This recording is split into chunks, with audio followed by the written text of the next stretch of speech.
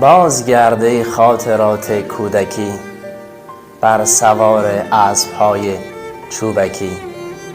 خاطرات کودکی زیباترند، یادگاران کهن ماناترند. درس‌های سال اول ساده بود، آب را بابا به سارا داده بود.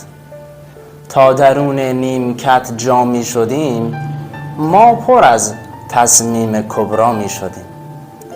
پاک‌کن‌هایی ز پاکی داشتیم، یک تراش سرخ لاکی داشتیم.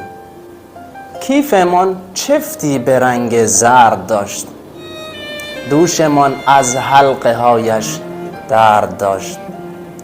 گرمی دستانمان از آه بود، برگ دفترها به رنگ کاه بود. کودکان دکه اطراف ما بچه های کوچک اما مرد بود. کاش هرگز زنگ تفریحی نبود، جمع بودن بود و تفریقی نبود.